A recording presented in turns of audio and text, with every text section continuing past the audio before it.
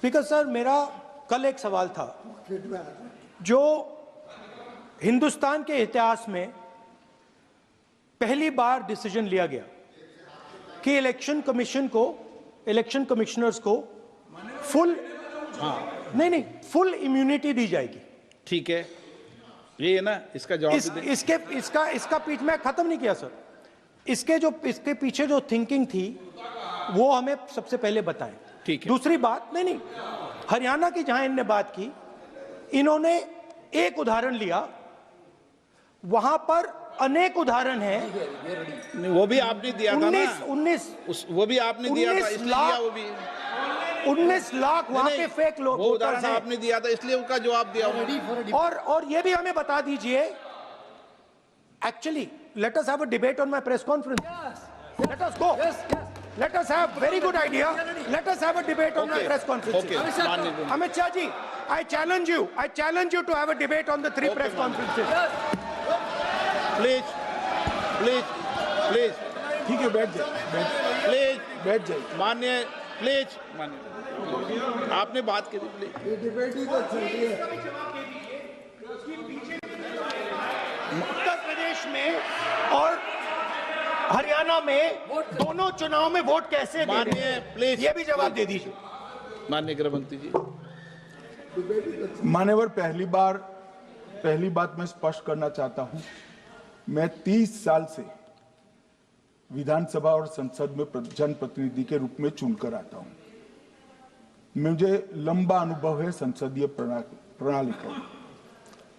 विपक्ष के नेता महोदय कहते हैं कि पहले मेरी बात का आप जवाब दीजिए, मैं सुनना चाहता हूं। आपकी मुनसफी से संसद नहीं चलेगी। मेरे आप बोलने का क्रम मैं तय करूंगा, इस तरह से नहीं चलेगी संसद। मान्यवर, उनको धैर्य रखना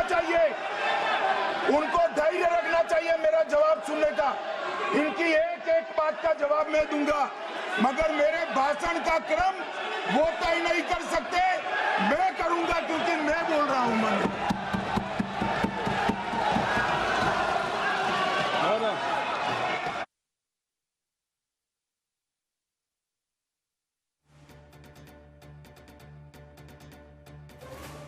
एक मिनट गृह मंत्री जी, एक मिनट गृह मंत्री, क्या गलत बोला उन्होंने यही बोला, आपने जो बात उठाई है मुझे कब बोलना है मैं तय करूंगा, यही बोला ना। उसमें क्यों उत्तेजित हो रहे हो आप?